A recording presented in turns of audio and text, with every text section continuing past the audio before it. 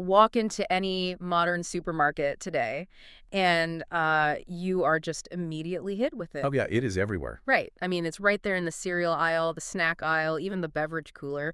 You see these protein bars wrapped in metallic packaging that look like, I don't know, they belong in a space shuttle. They really do look like astronaut food. Exactly. And you've got protein shakes promising this extreme athletic recovery. Protein fortified oatmeal, protein infused water. Which is just wild to think about. It is. It has entirely transcended being just a standard macronutrient. It's become this ultimate modern symbol of wellness, discipline, and gym culture. It's basically a lifestyle brand now. Totally. But here is the biological irony of that $60 tub of premium whey powder you might be staring at right now. If your body doesn't actually need it in that exact moment, you are literally just converting highly expensive protein into standard body fat. Yeah, I mean, it is just this profound disconnect between biology and marketing. It really is. We've elevated this really basic dietary component to a status symbol, to the point where people are blindly consuming massive quantities. Yeah. And they're doing it without understanding the underlying metabolic mechanisms. Which is the core mission of our deep dive today. Yeah. Because as someone who loves to optimize their time and health, you've probably wondered if you're getting enough or if it's all just marketing hype. Right. So we are going back to the foundational biological architecture of protein. We're going to cut through the noise of the fitness industry to understand the actual mechanisms of what protein does inside your body. How it's processed, how it's used. Exactly. And how you can find your personal healthy balance without needing to overcomplicate your life or, your grocery list. Okay, let's unpack this. Let's do it. Let's start right at the cellular level. I think we all know the basic elementary school science that amino acids are the building blocks of protein. Sure, the classic analogy. Right. And most of us know we need the 9 essential ones from our diet. But if we really want to get past that cliche of, protein equals big muscles, we need to look at what those amino acids are actually doing under the hood. Well, to understand that, we really have to look at the geometry of biology. Yeah. Because when you eat those essential amino acids, your body doesn't just stack them like bricks. Like building a wall or something. Exactly. Instead, it strings them together and folds them into these highly specific, really complex three-dimensional shapes. Okay. And that folding is everything.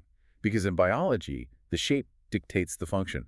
So, for instance, some of these folded proteins become enzymes. Right, enzymes. Yeah, and an enzyme isn't just a health buzzword, It's a literal biological catalyst operating on a lock-and-key mechanism. Meaning the enzyme is shaped perfectly to grab onto specific molecules in your body and, force them to react. Precisely that.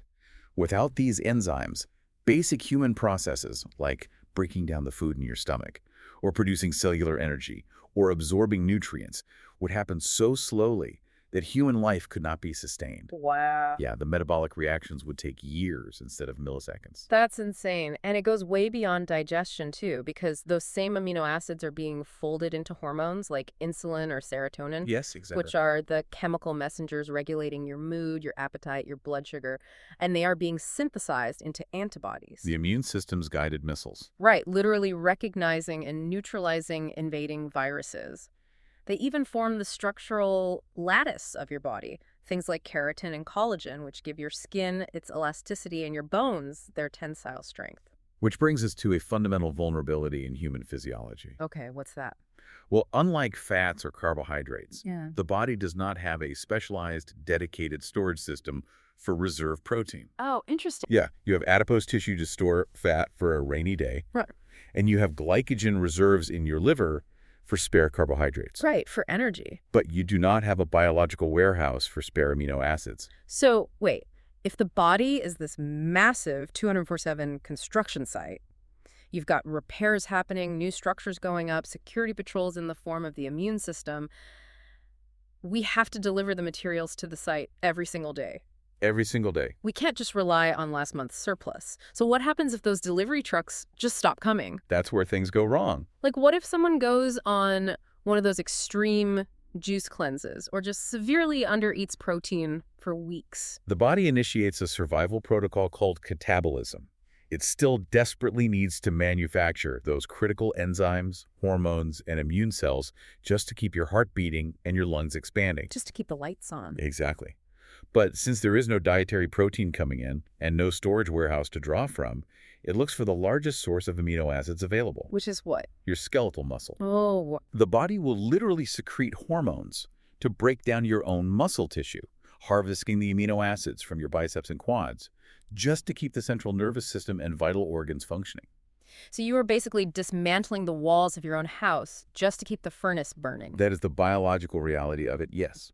And over time, that process leads to a devastating cascade. I can imagine. Yet persistent physical fatigue, a severely compromised immune system, and a disrupted metabolic rate. Because remember, muscle tissue is your primary engine for burning calories. Right. This raises an important question. If this daily supply is so critical to preventing our bodies from cannibalizing themselves, what is the actual biological threshold we need to hit? Right, the $1,000,000 how much equation. Because honestly, this is where people really get lost in the weeds of internet forums. Oh, definitely. If we look at the absolute baseline, major health organizations recommend about 0.8 grams of protein per kilogram of body weight every day for a sedentary adult. That's the standard. Right, and just to translate that, for those using pounds, a person weighing 70 kilograms, about 154 pounds, needs roughly 56 grams of protein a day. Just to prevent deficiency. Exactly. From what I understand, that 56 grams isn't the thrive and conquer the world number. That is the minimum wage. That is just to keep the lights on. Right, just to avoid catabolism. So what is the actual salary I need to pay my body if I'm actively lifting weights or running miles every week? So the demand scales proportionally to the physical stress you introduce. So for physically active individuals, that requirement shifts to between 1.2 to 2.0 grams per kilogram of body weight. That's quite a jump. It is, because when you engage in resistance training or heavy endurance work, you are intentionally causing microscopic damage to your muscle fibers. You are creating micro tears. And to patch those micro tears and adapt those fibers into thicker, stronger tissues so they don't tear next time, the body demands a huge influx of raw materials. Yes, exactly. And it's critical to note this isn't exclusively a mechanism for athletes either. Really? Who else? Older adults, they actually require intake at the higher end of that spectrum, often around 1.2 to 1.5 grams per kilogram, to combat sarcopenia. Which is the muscle loss thing, right? Yes, the natural age-related decline of muscle mass. Their bodies become less efficient at synthesizing protein, so they need a stronger dietary signal just to maintain the mobility and balance required for independent living. That makes total sense. And there is also a completely different, highly practical mechanism at play here when we talk about increasing intake. Satiety. Ah, yes, satiety is huge. Because eating a higher protein diet literally physically alters your hunger signals, doesn't it? It alters them on a hormonal level. When protein enters your stomach and small intestine, its complex molecular structure takes significantly longer to break down than carbohydrates. So it just sits there longer? Right. And as the stomach physically stretches and chemical sensors detect the presence of these amino acids, they trigger the release of specific satiety hormones, Like what kind of hormones? primarily cholecystokinin, or CCK, and GLP-1. Wait, GLP-1, like the mechanism behind all those modern weight loss drugs everyone is talking about. Ozempic and Wegovy and all that. The very same pathway. Protein naturally stimulates the release of GLP-1, which sends a signal directly through the vagus nerve to the appetite center in your brain, telling it that you are nourished. Wow. It simultaneously slows down gastric emptying, keeping food in your stomach longer. So naturally leveraging this biochemical feedback loop is a massive tool for weight management because it dramatically reduces the physiological drive for unnecessary snacking. Okay, but let me play devil's advocate for a second here. Sure. If protein repairs tissue, fights off sarcopenia, and triggers GLP-1 to keep me feeling full, shouldn't I just consume an obscene amount of it? People certainly try. Right, like why stop at 2.0 grams per kilogram? If I want to be incredibly lean and muscular, why not just eat 300 grams of protein a day? What's fascinating here is that biology imposes a strict ceiling on muscle protein synthesis. A ceiling. Yes. Your body has a hard limit on how many amino acids it can actually use for tissue repair and metabolic functions in a given 24-hour period. You cannot force an acceleration of muscle growth simply by flooding the system with excess raw materials. Ah, I see. Once the biological requirement is met, the muscle full effect occurs. The cells simply stop taking in amino acids for construction. So if my muscles have hung up the no vacancy sign for the day, but I've just chugged a massive 50-gram whey protein shake on top of a giant steak dinner, Where does all that heavy biological matter actually go? It enters a metabolic conversion process called gluconeogenesis. Gluconeogenesis. Right, because your body cannot store those extra amino acids, it has to repurpose them. So the liver intercepts this excess protein and strips away the nitrogen component of the amino acid. Okay. What's left behind is a carbon skeleton, and that carbon skeleton is then converted into glucose to be used for immediate energy, Oh, so it just becomes sugar. basically. Hmm. Or if that massive influx of protein puts you into a caloric surplus, meaning you've consumed more total energy than you burned that day, the body takes that newly minted glucose and converts it into triglycerides. Storing it directly as body fat. Exactly. Storing it as body fat. So that $60 tub of high-tech muscle powder literally just becomes fat tissue if you're already hitting your biological limits. It is biochemically identical to eating excess carbohydrates or fats at that point. It's just vastly more expensive. That is wild. But the conversion process itself is where we encounter the unseen physiological costs of a hyperprotein diet. The processing strain. Because, wait, when you mentioned the liver stripping away the nitrogen component from the amino acids, that nitrogen doesn't just vanish into thin air, does it? No, it does not. When the liver removes that nitrogen, it initially forms ammonia. Ammonia, like the cleaning product. Yes, and it is highly toxic to human cells. So the liver quickly converts this ammonia into a safer, water-soluble compound called urea. Okay, you're... This urea is dumped into the bloodstream, and it is entirely up to your kidneys to filter it out and excrete it in your urine. I always try to visualize this like a delicate coffee filter. I like that. Yeah, if you are eating a balanced diet, it's like pouring a smooth, well-ground coffee through the paper. It drips through easily. But if you are eating 250 grams of protein a day, you are essentially trying to force a thick, muddy sludge through that same fine mesh filter. That analogy perfectly captures the mechanical stress. For a perfectly healthy individual, the kidneys possess an incredible functional reserve. So they can handle the sludge? Mostly, yes. They can generally adapt to push it through. Right. But for anyone with undiagnosed, mildly reduced kidney function, which is actually super common as we age, this massive influx of nitrogen waste forces the kidneys into a state of hyperfiltration. Meaning they are just working overtime. Exactly. It is a sustained, potentially dangerous workload. And to keep that sludge moving through the filter, the kidneys require a massive amount of fluid, right? Yes, they require a significant increase in what we call obligatory urine volume. Obligatory urine volume. Right, because processing high amounts of urea demands water. So people consuming extreme amounts of protein are routinely dealing with hidden chronic dehydration. Yeah, wow. I never thought of that. Their bodies are constantly pulling water from other tissues just to safely flush the toxic byproducts of their diet out of the system. Which leads right into the dietary displacement effect. And this is the trap I see so many people fall into when they adopt these aggressive diets. Oh, the tunnel vision. Yes. If your entire daily caloric budget revolves around eating giant steaks, chicken breasts, and chugging shakes, your stomach only has so much physical capacity. You are inevitably crowding out the other essential macronutrients. You absolutely are. You aren't eating your fruits, your vegetables, or your complex carbohydrates. And if we connect this to the bigger picture, that displacement collapses the entire ecosystem of your gut microbiome. Because there's no fiber. Exactly. By skipping the plant matter, you are depriving your digestive tract of fermentable dietary fiber. Without fiber, the beneficial bacteria in your gut starve. That sounds terrible. It is. Your gastrointestinal motility basically grinds to a halt, leading to severe constipation and inflammation. Yikes. Furthermore, you are entirely missing out on the phytonutrients and antioxidants that mitigate oxidative stress within your cardiovascular system.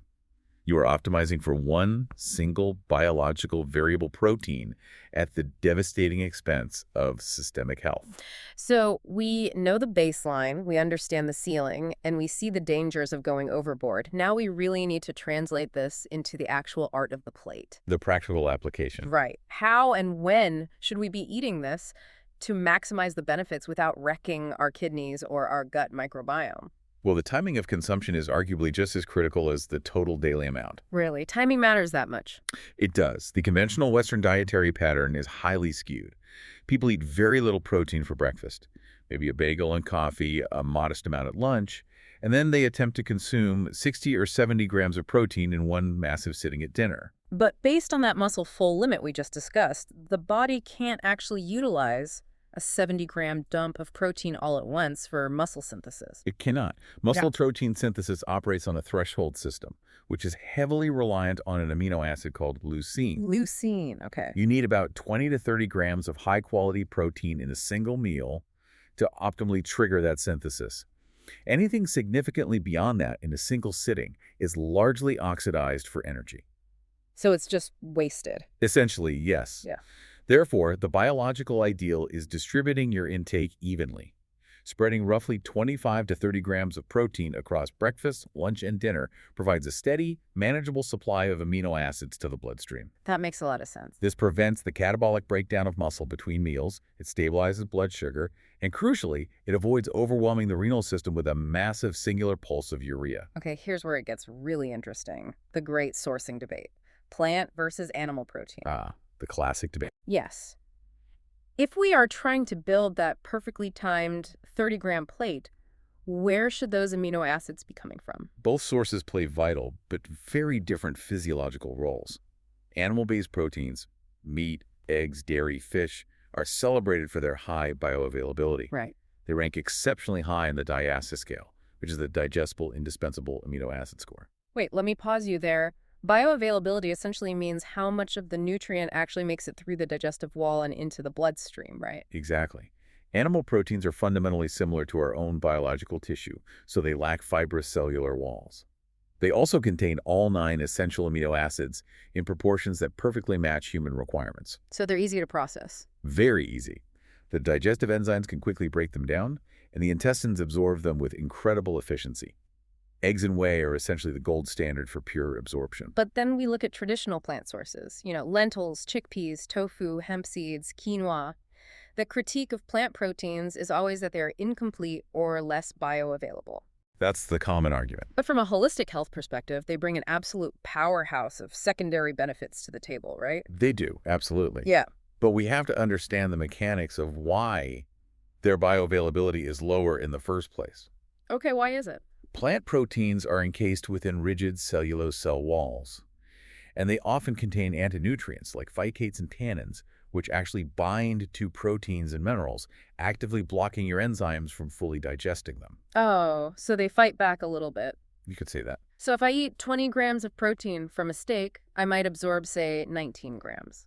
But if I eat 20 grams of protein from raw lentils, my body might only successfully extract 14 or 15 grams because it's fighting through all that fiber and the phytates. That is precisely the mechanism, yes. Furthermore, individual plant sources often have a limiting amino acid, meaning they are particularly low in 1 or 2 of the essential 9. Like what? Well, legumes, for example, are usually low in methionine, while grains are usually low in lysine. Which brings up the biggest anxiety people have when trying to incorporate more plant-based meals. The combining myth. Yes. If I need all 9 essential amino acids and plant absorption is blocked by fiber, do I literally need to sit at my kitchen table with a spreadsheet, meticulously calculating the exact ratio of black beans to brown rice at every single meal to ensure I get a complete profile? No, absolutely not. That anxiety is a relic of outdated nutritional science. You absolutely do not need a spreadsheet. Oh, thank goodness. The human body is remarkably elegant in its resource management. It maintains an active pool of free amino acids in the bloodstream and the liver throughout the entire day. So it's doing the math for me behind the scenes. It acts as a master assembler over a 24-hour period. As long as you consume a diverse variety of plant proteins throughout the day, your liver simply mixes and matches the circulating amino acids to build complete proteins. That's amazing. It is. Cultures worldwide have leveraged this intuitively for millennia. When you pair hummus with whole wheat pita or corn tortillas with black beans, the amino acid profiles perfectly complement each other. One provides the lysine, the other provides the methionine. Exactly. You bypass the limitation simply through culinary diversity. Wow. And the cost of that slightly lower bioavailability is actually the massive benefit we discussed earlier. The fiber and nutrients. Right. You are getting the dietary fiber and the phytonutrients that feed your microbiome and protect your heart. So what does this all mean? We've looked at the lock and key enzymes, the hormonal triggers of satiety, the liver's deamination process, and the bioavailability of a lentil. We've covered a lot of ground. We really have.